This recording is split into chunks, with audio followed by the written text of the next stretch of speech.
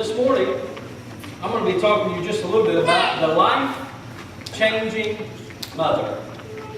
The life-changing mother. But before I get into that, I want to show you a quick video clip.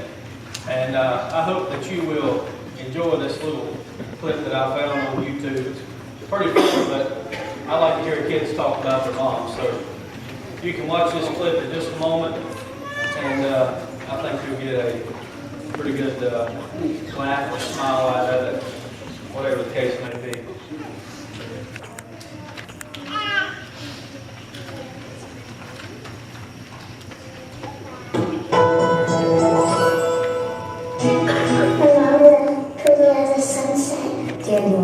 The pretty as a tulip.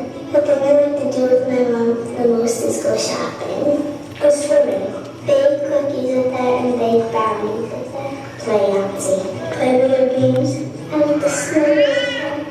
What my mom does all day is she sleeps late, works on the computer, because she's not cleaning. For our campground, she sells mortgages.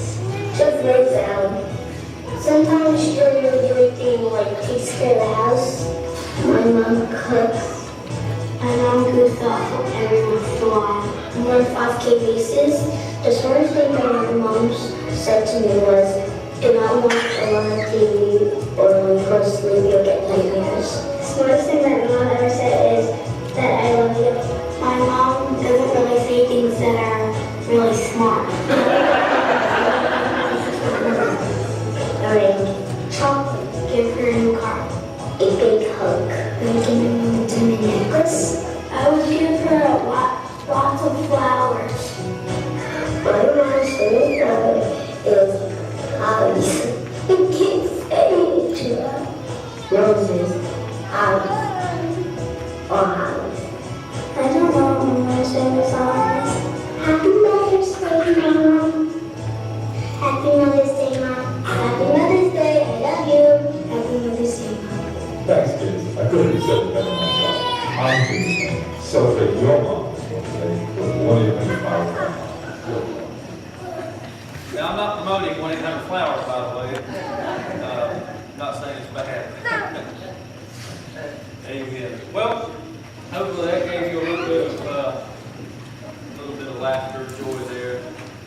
I was wanting, I wished I would have done this. I was really wanting to get a bunch of kids together and film your children talking about you.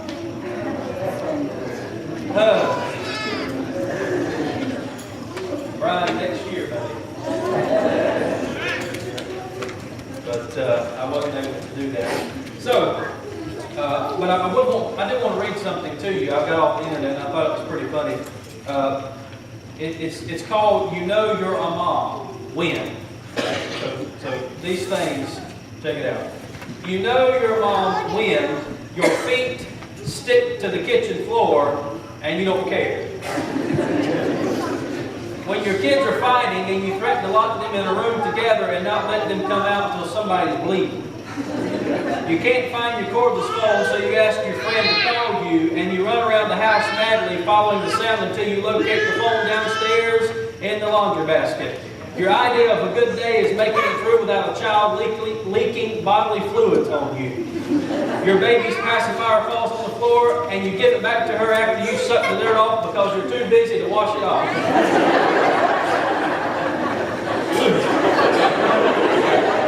That's out. Your kids make jokes about burping and pooping at the table, and you laugh at it. You're so desperate for adult conversation that you spill your guts to the telemarketer, and he calls you, or he says to you, "Hey, listen to me," and he hangs up on you. I wish that would happen more often. Spit is your #1 cleaning agent.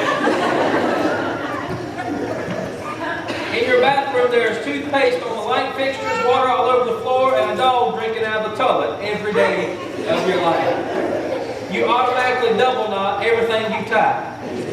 You can't never go to the bathroom alone without someone screaming outside the door, "Let me in, Mom, let me in." You You actually start to smell. Do you actually like the smell of drained carrots mixed with applesauce?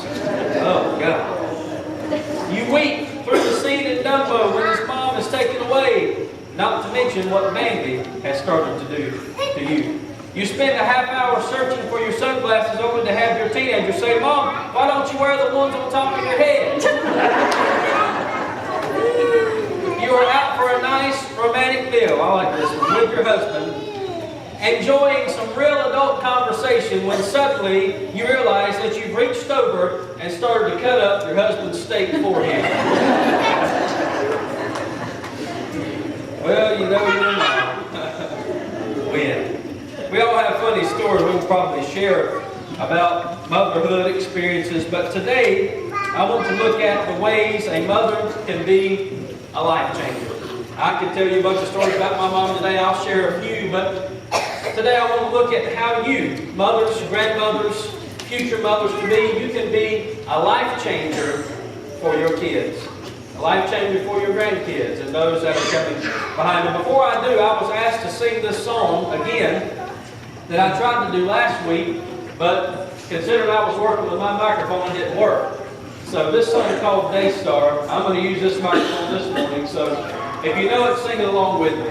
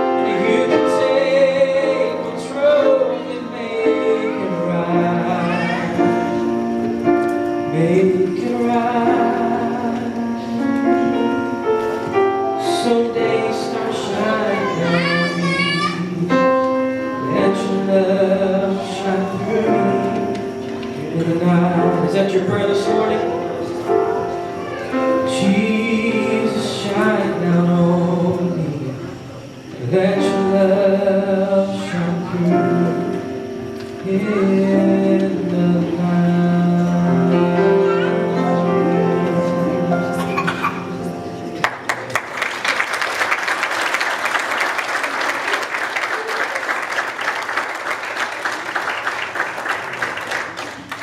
Say, well, how does that go on with Mother's Day?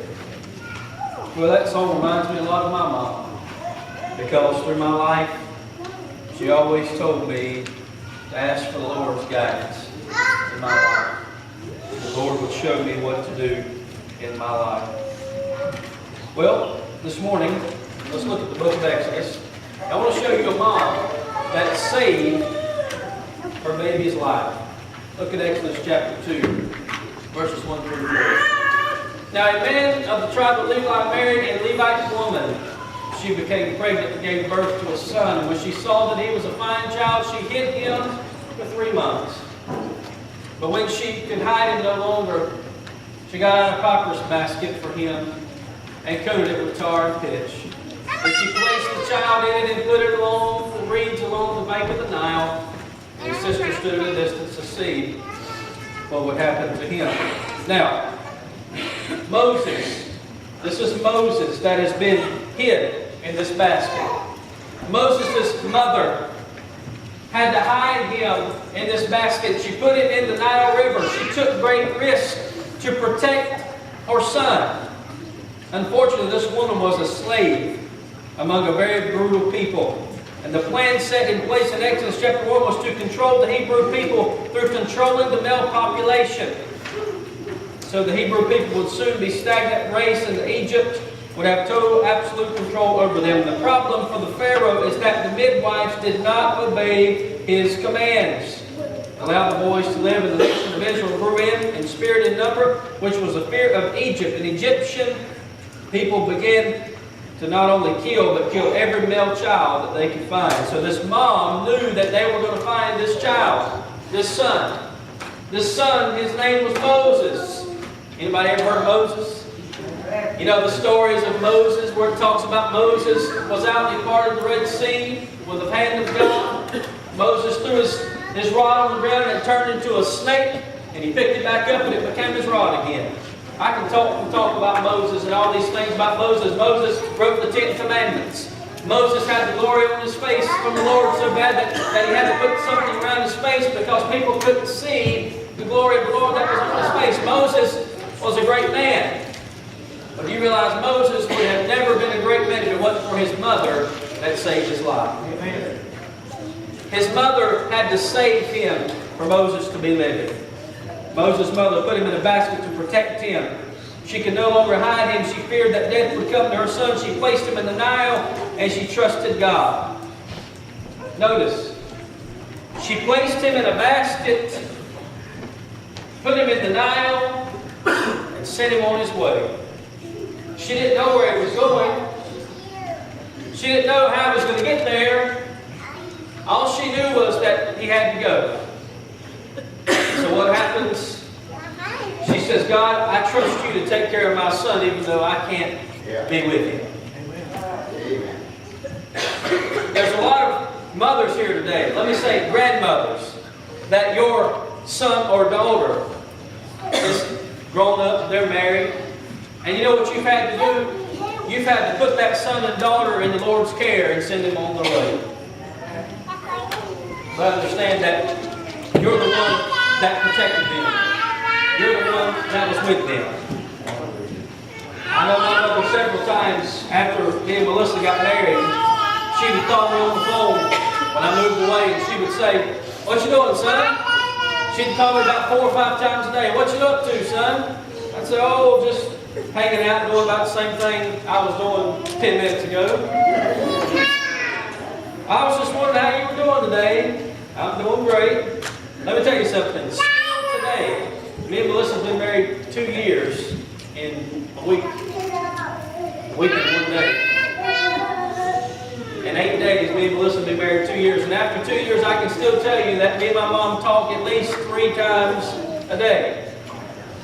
Why? Because even though Mama's put me in the Nile and sent me on my way and trusted God, she still wants to hear my voice. he still wants to talk to them. And mothers have that instinct. They have this close bond with their children. Well, Moses' mother was the same.